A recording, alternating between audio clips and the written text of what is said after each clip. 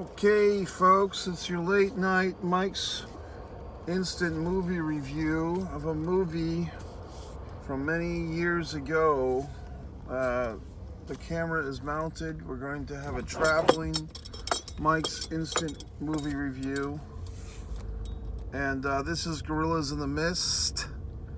Gorillas in the Mist, the Dian Fossey story. No E at the end of Diane. Sigourney Weaver. Now, I believe this movie was released in 1987. I'm sure many people have never heard of this movie, younger folks. I'm getting to that age now where I recognize, or I have recognized for a while, age differences. Things that were of my generation and older. I've been a student of pop culture in the world my whole life. But things that I and people of my age or older might know, but younger people may not. So this movie, Gorillas in the Mist, leaves quite an impression on people that have seen it. I don't think it won any Oscars. It might have gotten Sigourney Weaver a nomination, and she deserved it if she did, but I really don't know if the film got any awards. I'm sure it got some.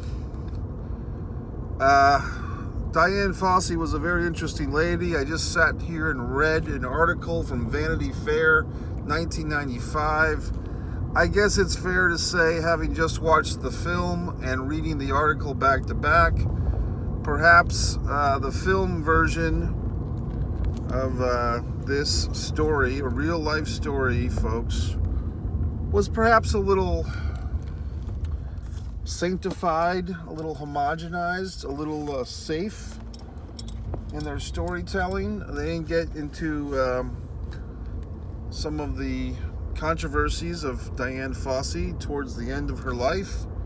She was very anti-poacher when it came to what she would call her gorillas.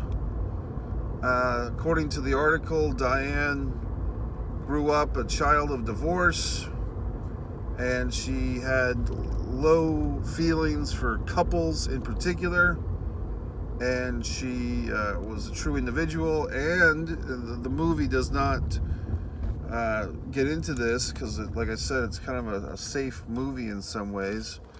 But remember, this is a Hollywood film, folks, so you do what you got to do to make the movie. But apparently she was sexually harassed or sexually... Do you mind? I'm doing a Mike's Instant Movie Review, car man.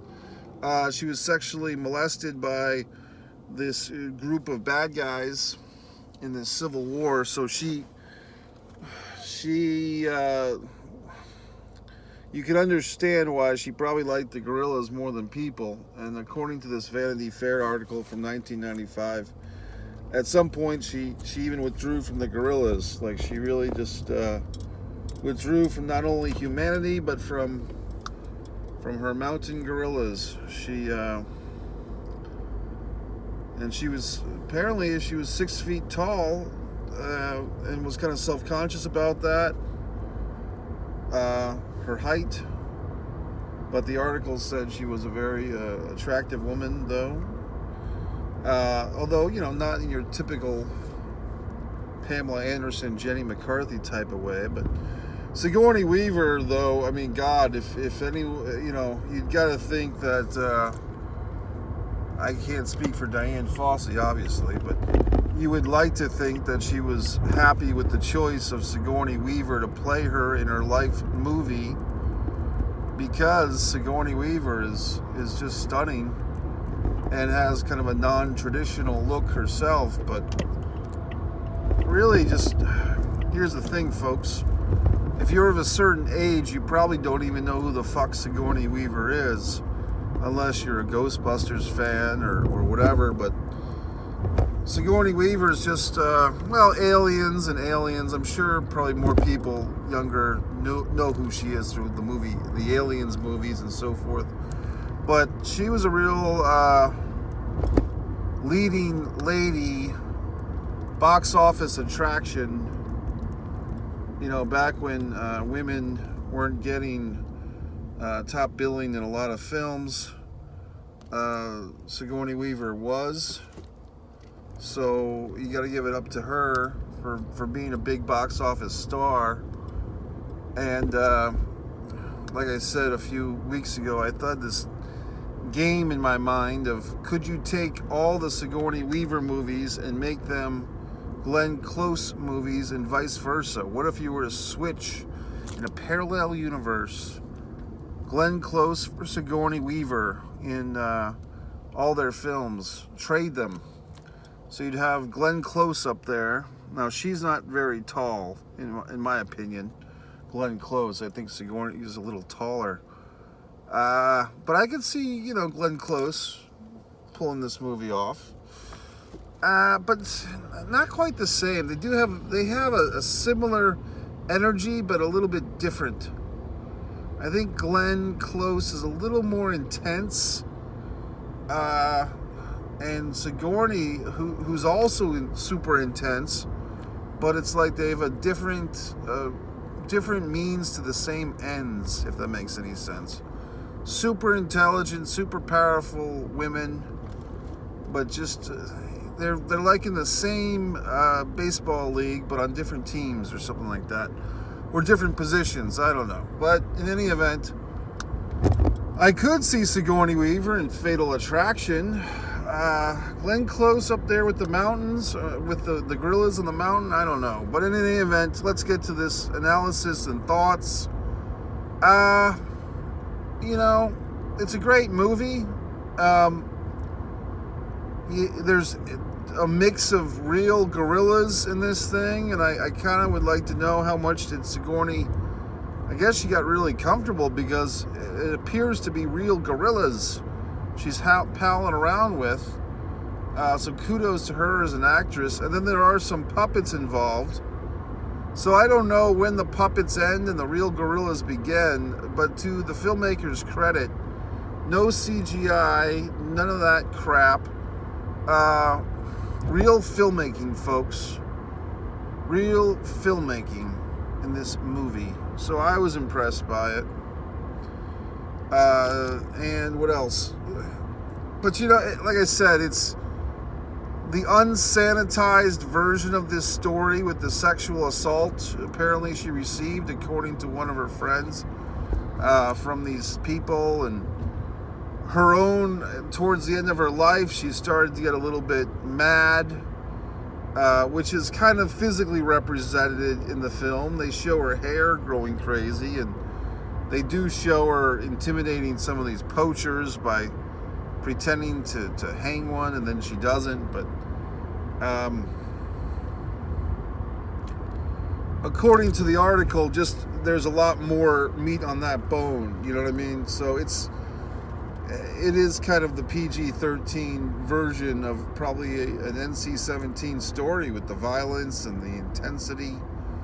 But nonetheless, if you just go see the movie without knowing all these inside baseball secrets, you'd probably enjoy it. I think it's a great film.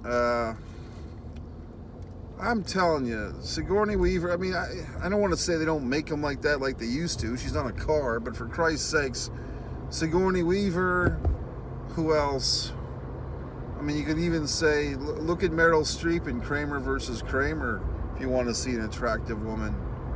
Glenn Close in Fatal Attraction. And then, of course, you have a whole generation before that. If you talk to someone 15 or 20 years older than me, they'll start rattling off names of, women that were just in black and white films, blah, blah, blah. I don't know who that would be today. I mean, there's certainly attractive people. I mean, you get your whoever the fucks, your Megan Foxes, a buddy of mine still talks about Jessica Simpson all day and all night. What can you do? So, in any event, I mean, if you like movies that take you on an adventure, make you feel like you're somewhere that you're not. For some reason, when I left this theater tonight, having seen this 35-year-old movie or whatever it is, the first thought that occurred to me was comparing this film, Gorillas in the Mist, to Jungle Cruise.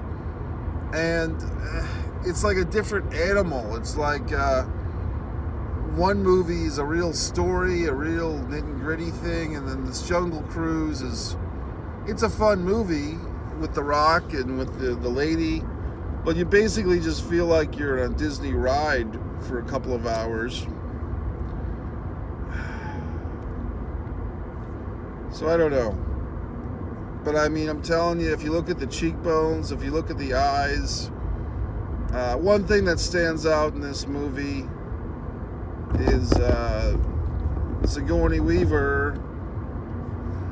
I guess the real Diane Fossey had like red hair, because they're basically trying to make you think that Sigourney Weaver as Diane Fossey has red hair, but she doesn't. I mean, it's clearly like a light black or a dark brown, but they're trying to tell you that she's got red hair, and you're watching the movie basically thinking, well, assholes, I'm looking at a woman who has not red hair, so stop telling me that she's got red hair.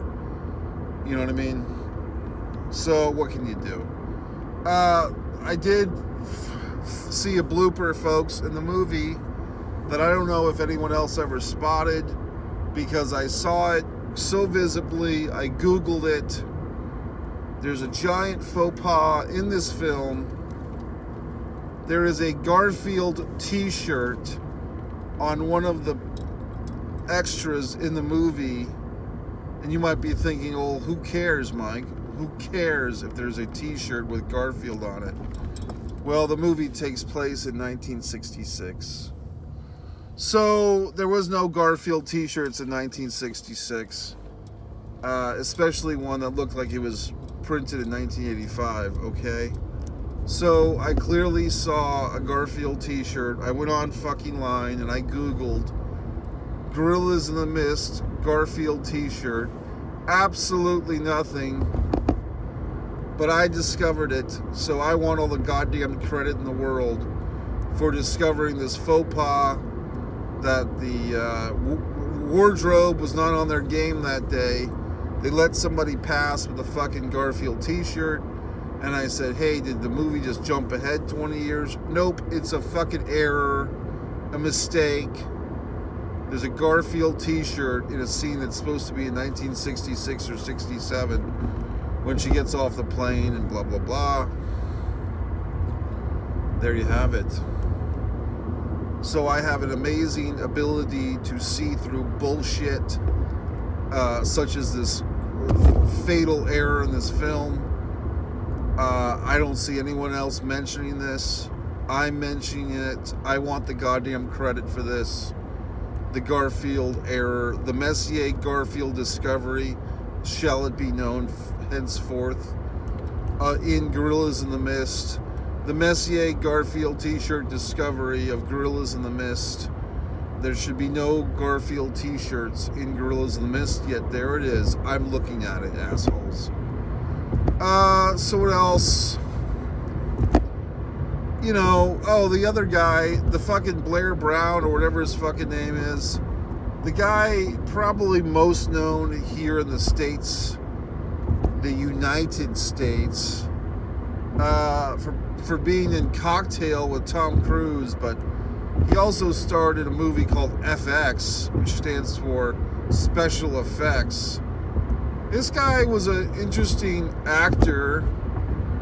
His name is like Blair Brown or fucking Bob Brown. I don't know what his fucking name is. But he kind of was this Australian guy who had a couple of big roles in big movies. And it was almost like they were trying to force this fucker down our throats, but great actor. I just don't think he was ever like a pretty boy or a hunk. Not enough to make him a movie fucking star in America by huge standards. Now, I'm not saying he's not a great actor. And if you've ever seen fucking Cocktail, when he says, young Mr. Flanagan, you have to mix your drinks, or whatever the fuck he says. But he is a great actor. I mean, he goes toe for toe with Tom Cruise throughout Cocktail. okay? But, and I think Brian Dennehy and him are in FX together. He plays a special effects man for the cinema. I like this guy, whatever his name is, Blair or Brian, whatever the fuck. He's in this thing, and you know he wants to fuck Diane Fossey, and so they do commence to fucking. But I'm telling you, what a lucky guy to be able to make out with fucking Sigourney Weaver. Oh my God. Bill Murray. Oh boy. So, overall, I would say that I enjoyed the film quite a bit. I mean, it was a film that I could have seen at 4 o'clock today in the afternoon, but my phone was ringing off the hook. I'm making my own movies, Seduction from Distance, or Seduction of Distance, I should say. I should know the title, it's my movie. But I'm working on the credits, I'm dealing with people, I'm negotiating situations. So I literally had to leave the movie theater to attend to my own film industry business. But you know, I just couldn't bring myself to not see this goddamn movie tonight. I had to go to the fucking theater. 10 o'clock at night, I'm watching Gorillas in the Mist in the fucking movie theater on a Saturday night. I think that's exciting, although it's a Friday night, not a Saturday night. I think it's exciting. Maybe others don't. But I thoroughly enjoyed myself. I mean, I'm telling you, this Sigourney Weaver, such an attractive lady. I mean, you kind of get to a certain point where you just want to make a time machine. You want to go and be in all these movies with all these actresses. But I mean, I'm telling you, Sigourney Weaver is quite, and she's brimming with intelligence. I mean, she's not some cheerleader, okay? She's the star. She's the quarterback. I mean, my word. Helen Hunt, I think she played a football, like Helen Hunt played the football queen, or the prom queen, football kicker, whatever the fuck. The high school girl that kicks footballs was a Helen Hunt made-for-TV movie. She Kicks Footballs, I think it was called, or whatever the fuck. Oh, but you look at this goddamn movie, and besides the Garfield T-shirt on an extra, I enjoyed the film. I liked it.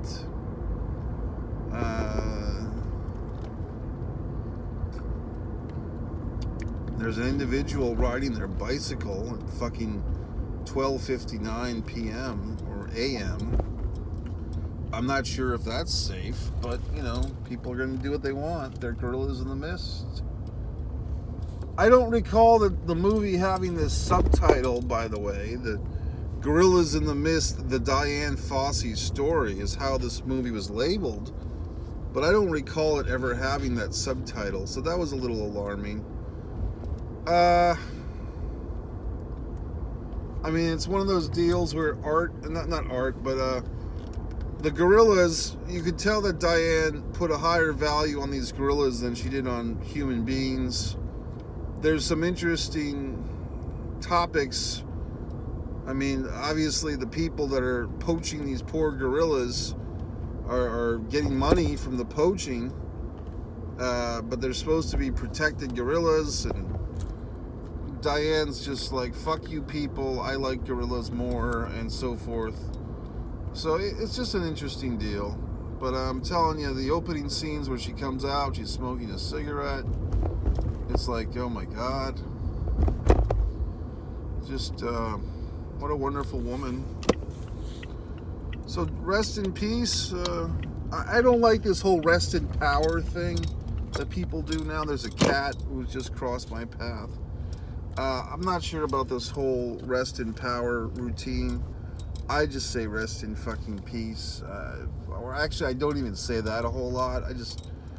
I don't know. I don't think I'm not a biblical scholar or an expert on the afterlife because I've never been dead as far as I know.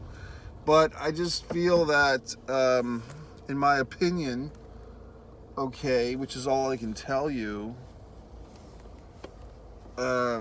once you're dead, I just don't believe that you sit there underground until a resurrection or something and your spirit is just at rest I think you just go flawlessly to the next chapter. I don't think there's a rest. Okay, it's like you're dead, but I believe that you do die. It's just the resting. I just don't see the resting. You know what I mean? What if this is the rest? I mean, there's a lot of things that I'd like to accomplish here that I'm not. But I'm not looking for a rest. I mean, what the fuck is that all about? Rest. You go fuck yourself with your goddamn rest. I mean, Diane Fossey wasn't asking for a fucking rest. She just wanted to hang out with gorillas on a fucking mountain all her life. So, there you have it, folks. We all search for something that we're good at. We're looking for our niche. We're looking for our passion. We're looking for our love. Do we discover these things, or do we just go to rest? Subscribe to Mike Messier YouTube channel. Probably the best thing you can do with your life at this point. Watch all of my videos several times. Tell your friends and say, God damn it, this guy is such a wonderful individual. I have to watch all his videos. I have to support him. Everything he does is of genius levels. I think he's the greatest. I want him to have a wonderful life. That would be me that I'm discussing, by the way. And I hope you fuckers and people are doing well. Whatever you're doing, you're doing something with your lives that you can be proud of. You're not ashamed. You're contributing in some manner to society. You're doing something that you can sing a song about. If not, what the hell are you waiting for? Subscribe to Mike Messier YouTube channel.